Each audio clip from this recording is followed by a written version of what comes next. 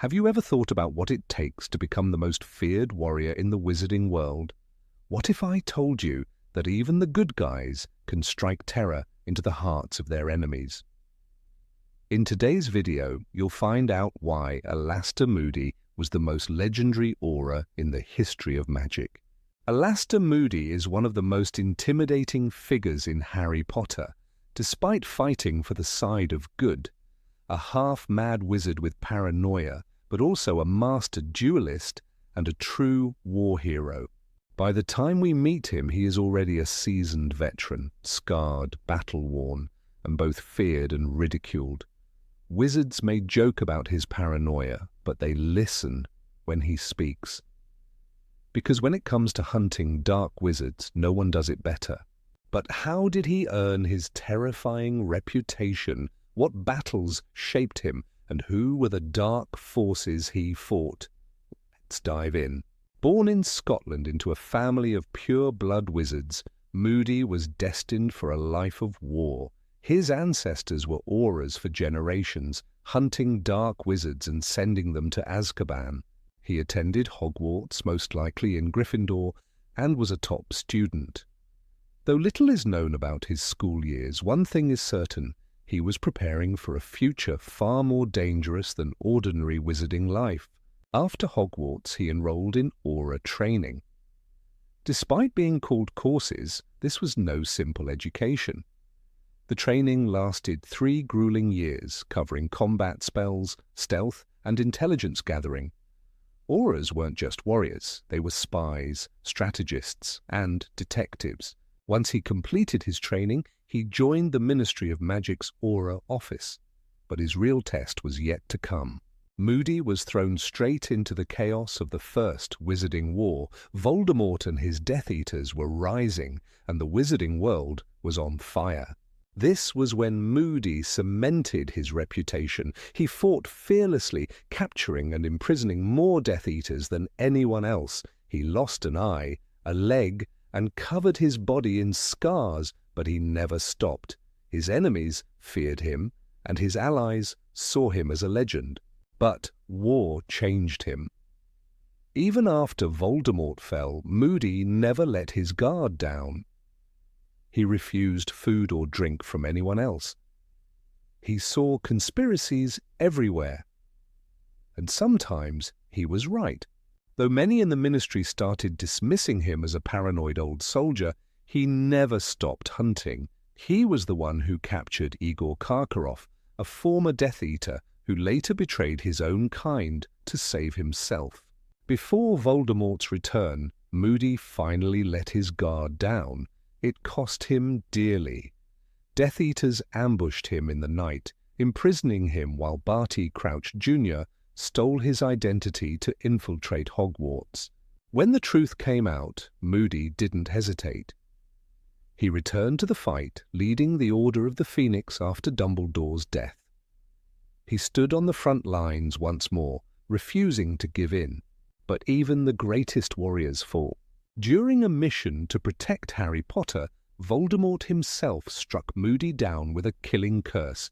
The legendary aura was gone, just like that. Moody wasn't just a fighter. He was a master of non-verbal magic, a dueling expert, and one of the most skilled auras in history.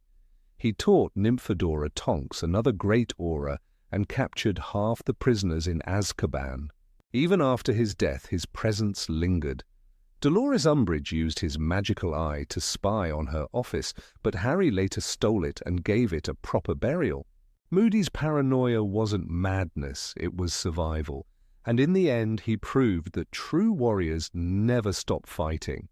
Have you ever wondered what it means to live in constant war? What if your entire life was defined by battles, betrayals, and the relentless pursuit of justice? In today's video, you'll discover how Alastor Moody became more than just a legend, how he became a symbol of the fight against darkness. Moody's story didn't begin with glory, it began with duty. He wasn't just trained to fight. He was raised to believe that the world was full of threats and it was his job to stop them. His family had been Aurors for generations. They didn't live long, but they made sure the dark wizards they fought didn't live either. That was the legacy Moody was born into, and he embraced it without hesitation. He learned early that fear was a weapon, a tool. If his enemies feared him, they made mistakes. If they hesitated, he won. That's why Moody never cared about being liked. He wasn't interested in trust. He was interested in results. That's why even before the war, he was known for his brutality. He never played fair. He never gave second chances. He fought like he was already surrounded because in his mind, he always was. Then came Voldemort, a new kind of darkness, a war that would push Moody to his limits. He didn't just fight, he hunted, every day, every night, tracking down Death Eaters, fighting them in alleys, forests, hidden chambers beneath the Ministry. He didn't sleep, he didn't stop. The scars piled up, but so did his victories. Some Aurors saw themselves as protectors. Moody saw himself as a soldier, and in war soldiers do what needs to be done. There was no such thing as mercy. Not when he saw what Voldemort's followers did. Families wiped out, entire bloodlines erased. Moody never hesitated. He used every spell he needed to win. Some whispered that he went too far, that his methods weren't different from the Death Eaters. But Moody never listened. He had one mission, and he wasn't going to fail. The war cost him more than his eye, more than his leg. It cost him every illusion he ever had about the world. Even after the war ended, he never stopped looking over his shoulder. Voldemort was gone, but the darkness wasn't. Moody knew that. He saw it in the quiet smiles of former Death Eaters walking free. He saw it in the Ministry's unwillingness to dig too deep. He saw it in the way people wanted to forget. Moody never forgot. That's why he kept fighting. Even when the war was over, he kept chasing the shadows of it. He tracked down the Death Eaters who tried to blend in. He hunted those who escaped Azkaban. He kept his wand close and his paranoia closer. Some called him a relic of a war everyone wanted to move past. They laughed at his caution. They whispered about his madness, but then Voldemort returned. And suddenly Moody wasn't paranoid anymore. He was right. By then Moody was tired. He had spent decades fighting wars no one wanted to acknowledge. He had outlived too many friends, lost too many battles, but he never slowed down. He joined the fight without hesitation, led the Order of the Phoenix, took every risk, because that was the only way he knew how to live. But even Moody wasn't invincible. His downfall came in the one way he never expected. He was tricked, not in battle, not in a duel, but in the quiet safety of his own home. One mistake. That's all it took. One moment of lowered guard, and the enemy took everything from him. They locked him away, used his face, his voice, his legacy, and for months no one even knew. When he finally returned, he acted like it didn't change him. But it did. Moody was always prepared for death.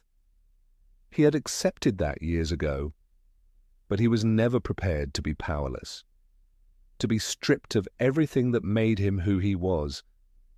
He never spoke about what happened, never admitted how it felt to know that while he was locked away, his name was being used for something monstrous.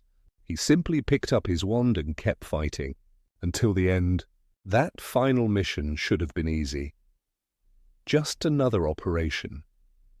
He had done 1,000 like it before, but this time Voldemort was there.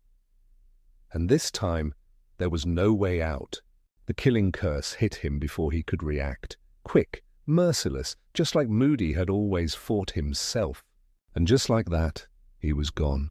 But even in death, Moody's presence lingered. His magical eye was stolen, desecrated by the Ministry he had served for decades, used as a tool by those he had spent his life fighting against. But even then, Moody had one last victory. because his legacy didn't end with him. He had trained the next generation, taught them how to fight, how to survive, and those he left behind would carry his mission forward, because war never truly ends. And neither do legends.